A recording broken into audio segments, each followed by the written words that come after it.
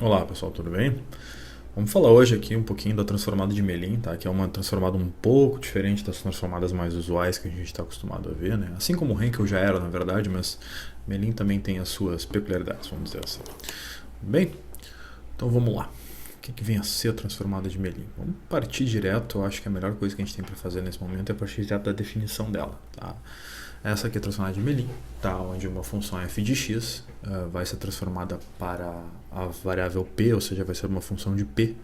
Escolhemos p aqui, tá? Onde obviamente tem aquelas notações usuais sempre para transformadas. A gente vai chamar de m, esse m estilizado aqui, tá? O núcleo é x elevado a p menos 1, tá? Então esse é o núcleo da transformada. Obviamente estamos transformando f de x, tá? E, além de tudo isso, né, estamos indo de 0 a infinito, ou seja, o espaço que a gente vai transformar é de 0 a infinito. Tudo bem? E tudo isso, obviamente, indo de x para p. Tá? Então, essa é a definição da transformada de Bernoulli. Deixa eu ver como é que a gente chega nela. Tá? Mas antes disso, vou aproveitar o embalo, vou colocar a definição da inversa. Tá? Então, usei uma das possíveis notações, né? Transformei f para f maiúscula, de x para p, então f maiúsculo de p é a minha função transformada. Se eu quiser inverter, eu vou voltar para f de x, tá? E, bom, essa é a definição. E alguém deve estar se perguntando assim, eu já vi isso em algum lugar? E a resposta é sim, você já viu isso em Laplace. Tudo bem? Essa é uma definição muito similar, tá? A inversa dela é muito similar à inversa de Laplace. Em consequência disso, tá? O cálculo vai ser também muito similar. Tudo bem? Então essa é a definição da inversa que volta de p para x. Tudo bem? Então tá, vamos guardar essas duas informações, as quais nós vamos usar daqui a pouco, tá? E vamos falar de alguma coisa. Ou melhor, de alguma coisa não, da transformada de Melin, obviamente. Se eu aplicar a transformada de Fourier, tá? A uma função que eu vou chamar inicialmente de g de x, o que acontece? Tá? Bom, acontece isso aqui, né? Essa é a definição de transformada de Fourier, tá? Eu vou estar transformando de menos infinito a infinito, tá? 1 sobre raiz de 2π, tá? O núcleo usual do transformada de Fourier. E eu escolhi xi, tá? Como sendo a variável de partida, né? E k como a variável de chegada, tudo bem?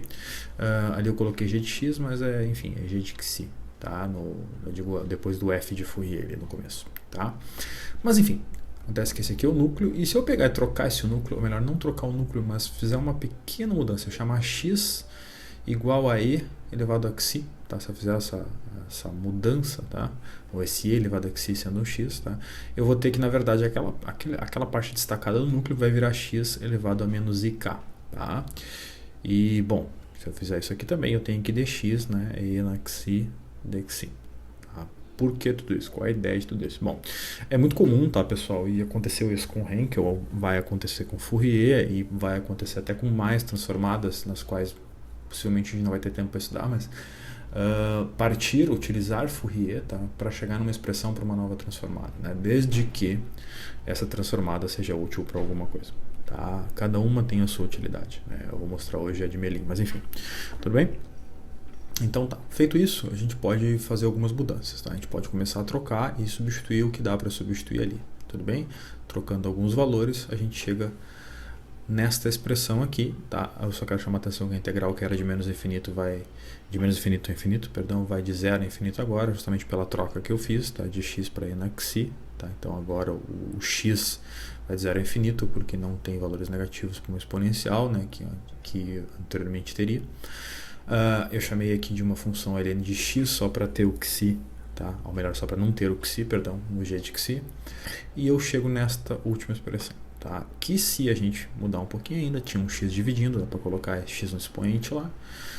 E chamando agora ik de c menos p, tá? Ou seja, mudando aqui, fazendo uma nova variação, a gente vai ter esta pequena mudança, tá?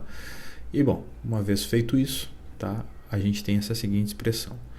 Agora, né, com essa nova expressão, chamando ik de c menos p, a gente pode chamar de f de x essa função, que é uma função de x que envolve uma constante, envolve um x menos c, envolve g de ln de x, enfim, envolve várias coisas, né? E se eu fizer isso, eu posso trocar, tá? Para ter uma expressão bem mais compacta, tá? E essa, de fato, será aquela que eu vou chamar de transformada de Melin da função f de x. Tudo bem? De novo, né? Inventar transformada é muito, muito fácil, tá? Inventar mesmo, essa é a palavra que vocês ouviram. Inventar. Se eu quiser inventar, eu posso inventar uma transformada. A questão é, ela vai ser útil para alguma coisa? Então, assim, eu estou falando de uma transformada que eu já sei que é útil para alguma coisa. Tudo bem, talvez vocês nesse momento não saibam ainda, mas a gente vai ver isso. Então, a ideia é essa. Inventou-se uma nova transformada, tá? Com uma certa utilidade, ao qual nós veremos daqui a pouco. Tudo bem? Então, tá aí a expressão da transformada de Melin. Tá? Uma dica, não vou fazer, mas se vocês quiserem, dá para fazer, dá para ver no livro também, né? Para demonstrar a inversa, basta aplicar a transformada de Fourier, tá? Nessa G de K, ou seja, G de K, já que eu chamei K de IK, perdão, de C menos P, então K vai ser igual a IP menos IC, tá? E vocês podem, tá, transformar isso se vocês quiserem, usando essa, dá para tentar, é um pouco longo a demonstração, mas é interessante, tá? Acho que está completo no livro do Debna, tá? Tá bom. Seguindo aqui, o que a gente pode ver? Tá? Vamos ver algum exemplo, só para começar, tá? Um exemplo bem light, tá? Que no fim das contas, vocês vão ver, não vai ser tão light assim, mas tudo bem. Vamos começar com ele, tá? Vamos supor que eu tenho uma função 1 sobre 1 menos x, tá? E eu quero transformar ela, tá, de 0 a infinito, tá? Eu não vou assumir nenhum valor que faz essa divisão da zero, qual esse valor seria, por exemplo, menos 1, né? Então não vai acontecer. Então de 0 a infinito eu estou livre, tá? Então eu posso me perguntar quem é a transformada de Melin desta função racional, tá?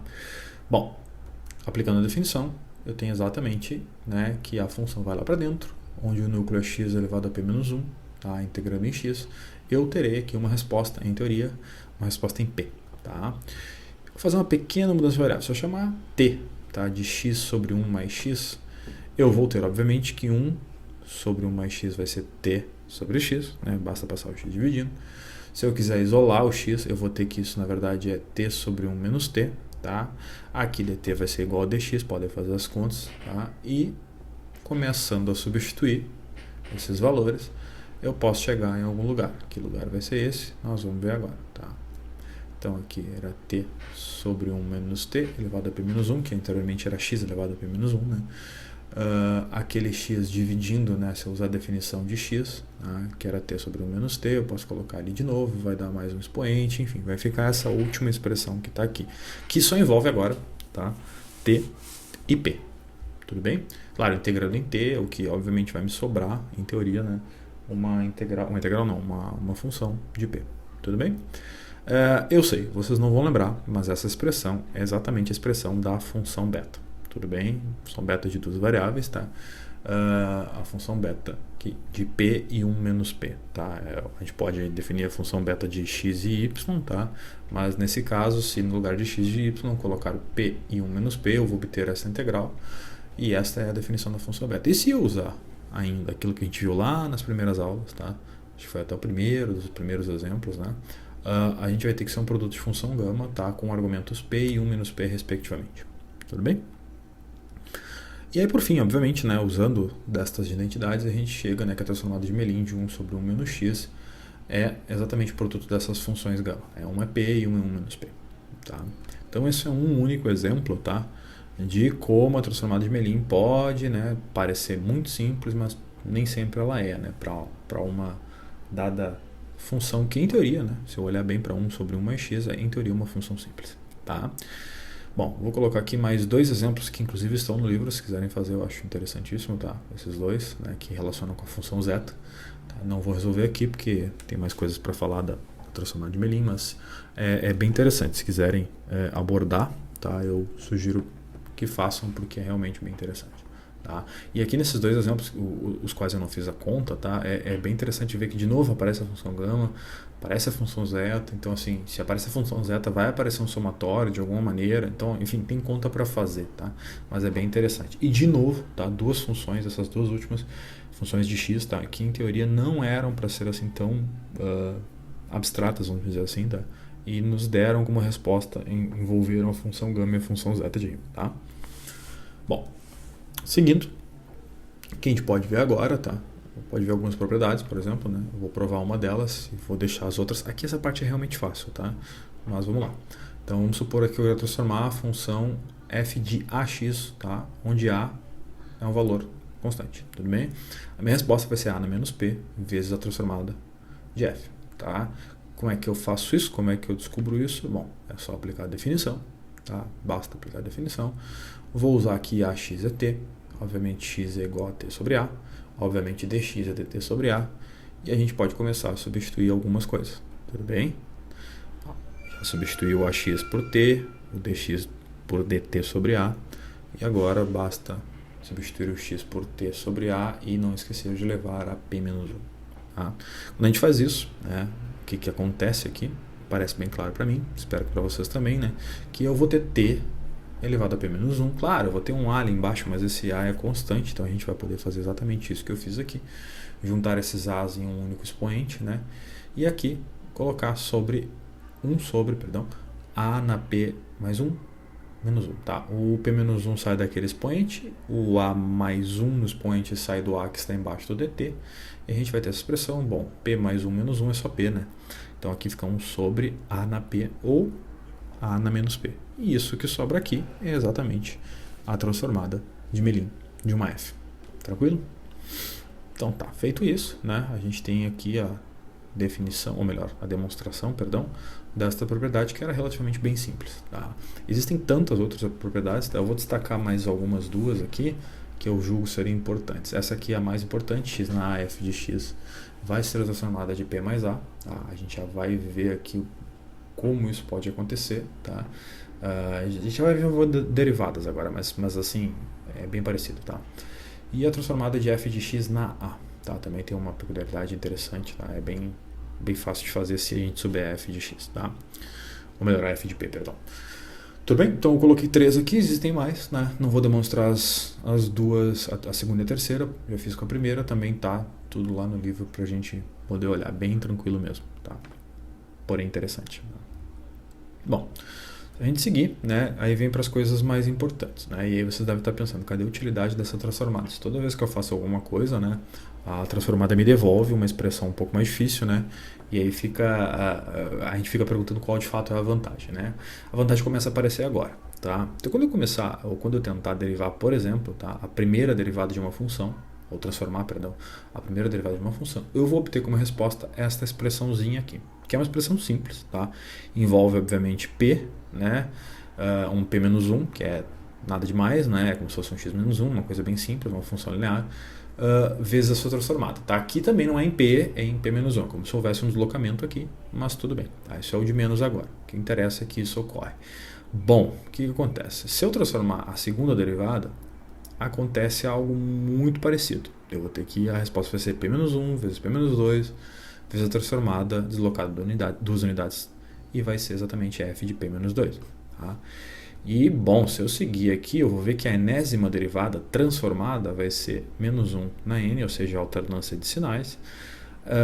Esse quociente entre funções gama, tá? Gama de p e gama de p menos n, tá? Que na verdade nos dão, em outras palavras, né? Esse quociente nos dá exatamente aquele produto que vinha tendo de p menos 1, p menos 2, p menos 3 até p menos n, tá? Vezes, tá? A transformada em p menos n. Tá? Então aqui é bem fechado, tá? É bem compacto, eu diria, tá? Essas expressões para as transformadas de Mellin das suas derivadas, né? Indo de 1, 2, 3 e assim por diante até a enésima. Tá? Bom, vamos tentar ver o que acontece com a primeira. E aqui a gente já vai ganhar uma condição, tá? Extremamente importante para que essas coisas aconteçam. Mas vamos lá. Se eu fosse transformar por definição, tá? A primeira derivada, o que eu faria? Bom, eu ia colocar a definição, x elevado a p menos 1, vezes a função que eu quero transformar, que nesse caso é f', tá? Dx. Nada demais. Tá? E aqui fica usual, a gente vai integrar por partes, vai chamar, tá?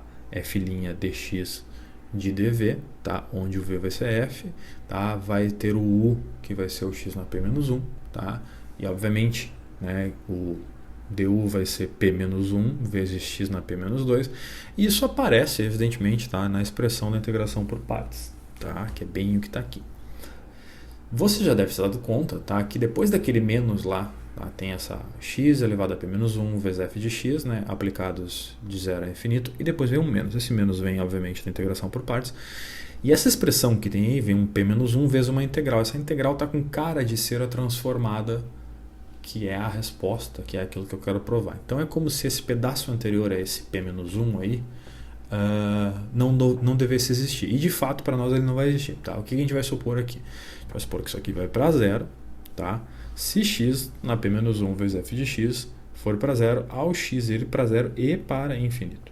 Tá? Aqui é bem complicadinho, eu tenho que ter essa condição. Então, se isso aqui acontecer, eu vou repetir, na maioria dos casos vai acontecer, tá? Mas isso é uma condição para que eu consiga fazer ou chegar nas transformadas das derivadas tais quais eu mostrei agora há pouco para vocês, tá?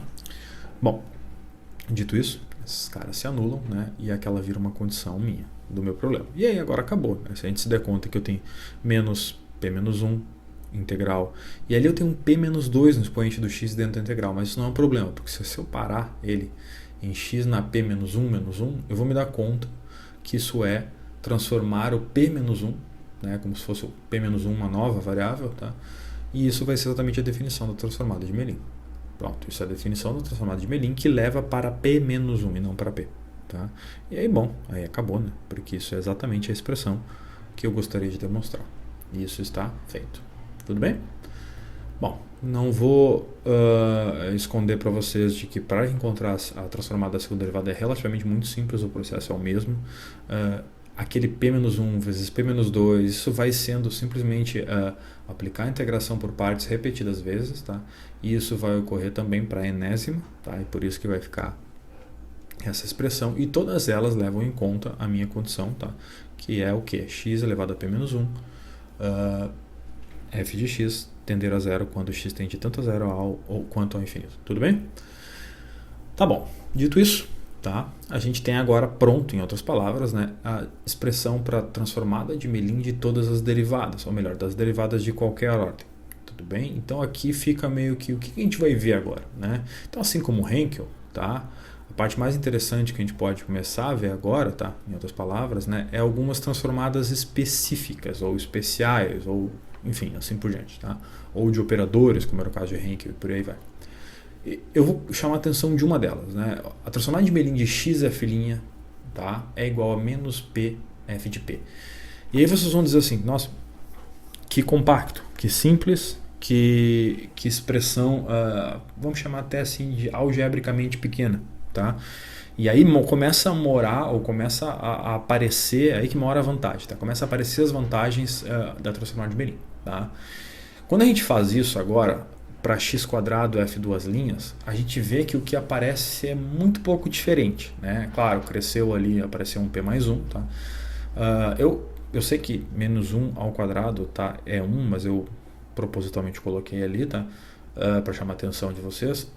E aí outra coisa que está aparecendo também aqui, que talvez não tenha se dado conta, mas eu tenho que f é aplicado em p, não em p-1, p-2, assim por diante, sempre em p. Tá? E aí começam a aparecer certas vantagens. Tá? O que mais? A enésima, ou em outras palavras, x na n vezes f enésima, tá? Vai me dar uma expressão também muito compacta, também obviamente muito parecida com a transformada enésima, mas mais compacta, tá? E aí eu começo a ver que moram certas vantagens, tá? Eu começo a obter certas vantagens com a transformada de Mellin. Tudo bem? Bom, eu não vou demonstrar essas aqui, de novo a integração por partes, tá? É muito similar, aqui começa a ficar chovendo molhado, fica mais do mesmo, tá? E a parte mais interessante aqui é a gente começar a estudar transformada de operadores mais interessantes. Ou mais, eu vou direto para um só, e o mais interessante, tá? É esse operador aqui, tá? Que é nada mais ou menos que x vezes a derivada de x numa f, tá? Ao quadrado, ou seja, ele nele mesmo, né?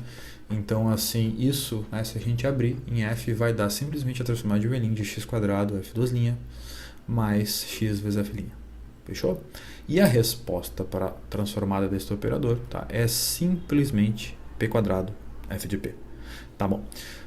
De todas as transformadas, claro, eu digo de todas as expressões, melhor dizendo, da transformada de Mellin, a qual nós estamos vendo aqui, essa disparado é a expressão mais limpa, mais compacta, e aquela que faz um operador que, num dado momento, é uma grande dúvida, ficar, né, em outras palavras, pequeno, compacto, simples, fácil de manipular. Tudo bem? Transformando, inclusive, né, um operador que envolve derivada, inclusive de ordem 2, numa expressão algébrica, tá? Que depende simplesmente da função transformada, claro, desde que a função transformada seja uma coisa simples. Então eu começo a vislumbrar aqui, tá? Algo muito útil para a solução de certos tipos de equações diferenciais. Ou seja, se eu tiver uma equação diferencial, tá? Que que o meu domínio de solução vá de 0 a infinito e que eu, por algum motivo, né, tenha esse tipo de operador, tá? Eu realmente vou conseguir resolver, em teoria, claro, fácil. Né? Eu digo em teoria porque depois tem toda a inversa que também, muito provavelmente, como é igual a Laplace, né, se não for uma inversa conhecida, eu vou ter que trabalhar com alguma coisa com inversão de polos e assim por diante. Tá? Mas enfim, tá? Dito isso, a gente tem aqui, né, uma transformada de um operador que para nós parece ser bem especial, tá? No sentido de que a solução é bem simples. Tá bom, mas como é que eu provo isso? A prova já está pronta, caso não tenha se dado conta, né? Usando a linearidade da transformada de Mellin, a gente separa em dois, e cada um desses dois a gente tinha acabado de ver, né? A transformada de x² f duas linhas, assim como a transformada de x f'. Tá? Então o que acontece? Nesse caso aqui, esses dois dão a primeira expressão p vezes p mais 1 f de p, e a outra menos p f de p. Tá? Bom, vai aparecer um p² vezes f de p, né? E vai aparecer um p f de p quando eu distribuir do primeiro termo, né? E que vai cancelar com aquele outro que está bem à direita. Logo, me sobra um p² f de p, tá? Que é justamente aquilo que eu queria como resultado. Tá? Bom, então agora, né, sabendo disso, a gente tem que a transformada deste operador é muito simples. Tá? Vamos ver como é que isso funciona, se isso funciona para alguma coisa. Então vamos para um exemplo. Tá? Eu vou pegar uma equação diferencial. Tá? Essa equação diferencial ela aparece, obviamente, esse operador, tá? Que nós estávamos falando aqui. Mas, claro, ela tem também uma dependência em y aqui, que não está nesse operador, afinal é outra variável, não faz diferença. O que eu quero dizer aqui é que essa equação diferencial, em geral, tá? É solução de problemas em potencial. Tá? Mas enfim, isso é uma coisa que aparece várias vezes na física, aparece, enfim, em outras coisas que não vem ao caso aqui agora. Mas é uma das situações que mais aparece este tipo de equação diferencial. Tudo bem? Bom, eu vou dizer aqui que no primeiro momento x vai de 0 a infinito, tá? E y vai num domínio de 0 a 1. Tudo bem? Bom, dito isso, vou colocar aqui algumas condições, tá? Vou dizer que que o de x em 0, ou seja, quando y vale 0 é 0, e o de x em 1, tá? Vai valer a, uma constante a maiúsculo, tá? Para x variando de 0 a 1 e 0 para x maior que 1. Tá? Tudo bem? Então essa é a minha equação diferencial com as condições de contorno, tá? E com os meus domínios tanto em x quanto em y. Tá? Vou aplicar a transformada de Mellin, porque eu sei que a transformada de Mellin desta equação diferencial envolve em um pedaço aquele operador. E se envolve aquele operador, eu sei que a resposta aqui é o quê? P² vezes a função transformada, que nesse caso é um minúsculo, eu vou chamar de 1 maiúsculo. Tá? Não posso me esquecer também, tá? Que tem uma transformada, melhor, tem um termo ali que é o de y, tá? E então eu tenho que transformar esse termo também, mas não tenho o que fazer, tá? Esse aqui é o de y, só que é o maiúsculo, tá? Eu fui de x para p, tá? Fiquei em y nesse caso. E aí eu tenho uma expressão bem mais simples, tá? Uma equação diferencial agora ordinária, tá? Para resolver em y, tá? Onde p aqui é como se fosse, tá? Uma constante para mim. Bem, depois eu vou ter um problema para inverter, mas isso é depois, tudo bem? É só aplicar aqui a transformada de Mellin nas condições de contorno. A primeira é 0, a segunda não é tão simples assim. A segunda é de 0 a infinito, da função a, que é uma constante nesse caso, tá? De x na p menos 1, tá? Eu só não posso esquecer que primeiro a é uma constante e que segundo ela é a de 0 a 1. Então isso aqui é a mesma coisa que filtrar ou usar aqui no domínio de 0 a 1. E aí quando a gente resolve isso aqui é muito simples, tá? Isso vai dar simplesmente x na p aplicado em 0, em 1, e aí vai aparecer x na p menos 1, perdão. Então aplicado em 0, em 1 vai zerar, o outro vai dar p menos 1 e vai dar a vezes p menos 1, p na menos 1, perdão.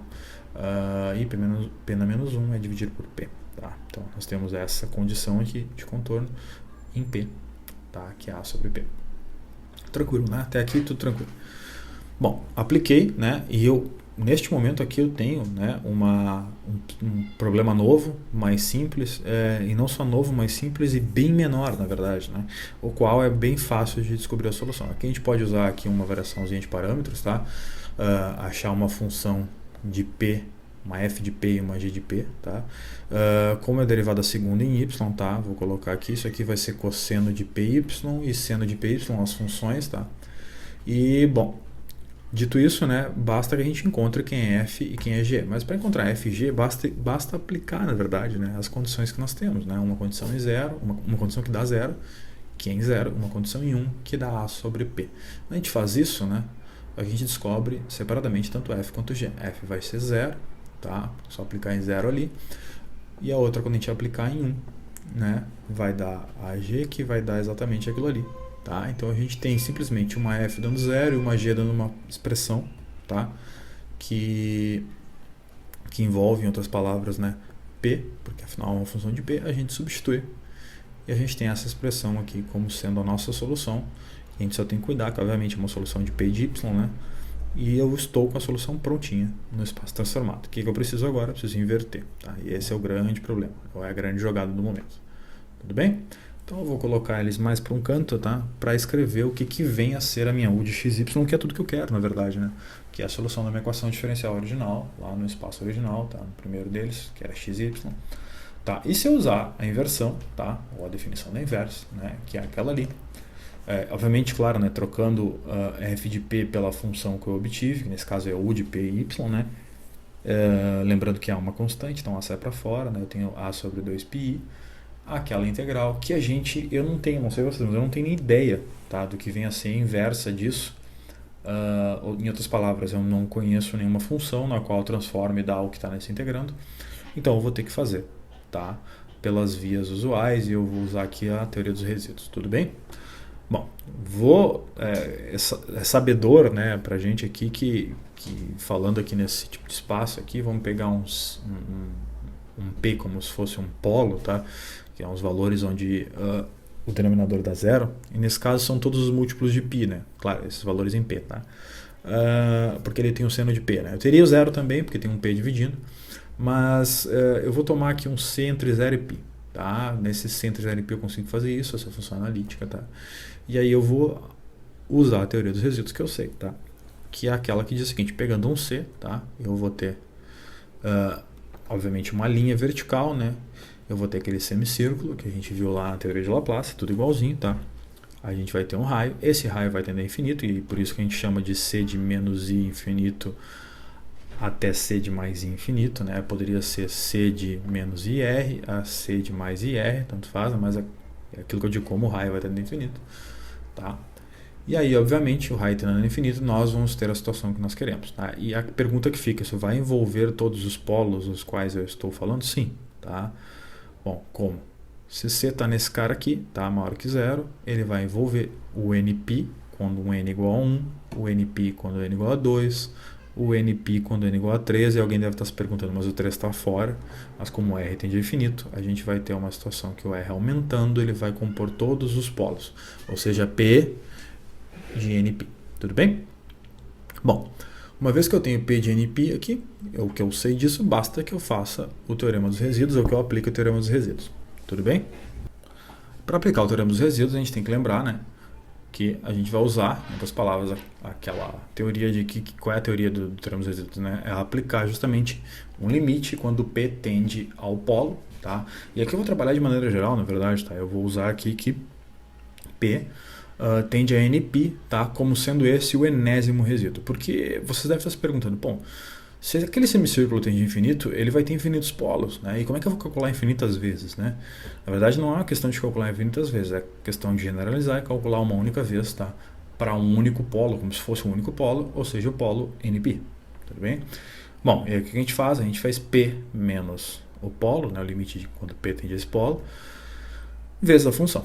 Tá? E aqui acontece um negócio engraçado, porque na verdade o P menos NP é um fator, né? É o fator que faz todos os fatores, em outras palavras, né? Que são NP, vão fazer esse pedaço entre parênteses dar zero, assim como os valores que fazem esse pedaço dar zero são os mesmos valores que fazem o seno de P dar zero, né? Então nós temos aqui um cancelamento porque os fatores são os mesmos, tá? Bom, se a gente fizer isso, e obviamente, né, não basta só fazer isso, aplicar esse limite, ou seja, o que for P eu vou trocar por NP, a gente vai ter x elevado a menos NP sobre NP, seno de o que antes era PY virou NPY, tá? Isto é o resíduo no polo NP, tá? Nós temos infinitos polos, tá? E aqui nesse caso vai ser tranquilo para não ter problema nenhum, a gente vai conseguir resolver isso só cuidando um pequeno detalhe, tá? Então aqui, quando eu for escrever a minha função, eu vou ter que a minha função é o quê? Bom, é A sobre 2πi vezes, aplicando o teorema dos resíduos, 2πi vezes a soma dos resíduos, tá? Onde cada um desses resíduos é o resíduo no polo NP ou o resíduo enésimo, tá? Mas a gente acabou de ver que o resíduo enésimo já foi calculado e a única coisa que eu preciso fazer é substituir esse cara ali, tudo bem? Então eu vou ter um somatório, tá, dessa fórmula que eu vou ter, em outras palavras, né, quando a gente soma em n, tá, a gente vai ter, não vai ter mais n, tá, a gente vai ter só uma função que é de x e de y e ok, acabou aqui o meu problema, tudo bem? Claro que eu posso cancelar esses 2π, tá, vamos cancelar agora, tá, vai sobrar só o a e eu tenho por fim a minha resposta. Esta é a função, tá, que soluciona aquela equação diferencial do tipo potencial, tá, para o meu problema. Tá? O que tem aquela equação diferencial especial? Tem aquele operador que está lá do lado direito.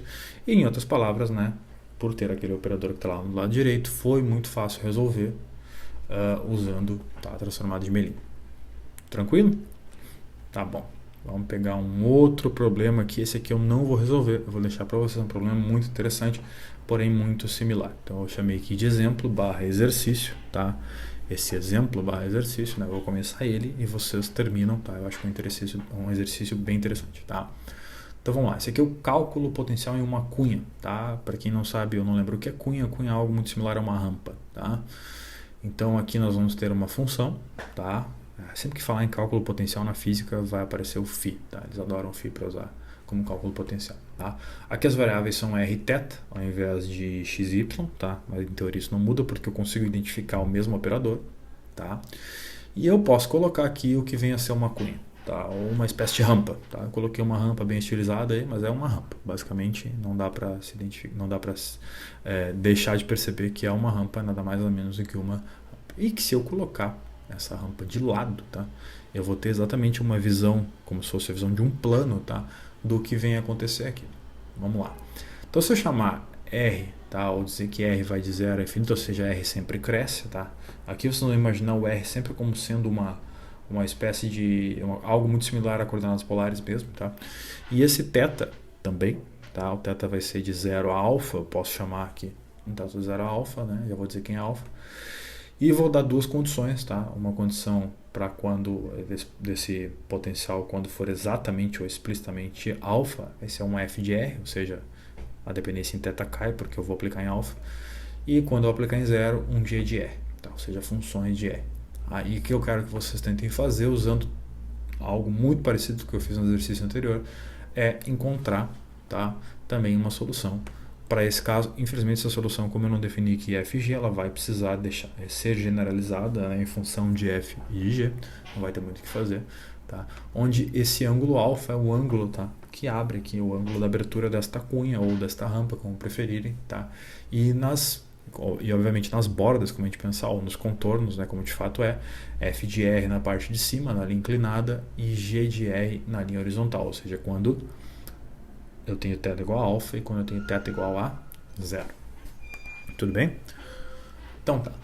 Isso é um exemplo que eu quero muito que vocês façam, né, para ver o quão é poderoso de fato a transformada de Mellin, né? Que, bom, inclusive pode até apresentar esse exemplo, né, se ele for muito difícil. Agora eu não lembro de cabeça se ele realmente é muito difícil. Tudo bem? Mas é só um exemplo. Então tá, por hoje era isso. A gente se vê na próxima aula, tá bom?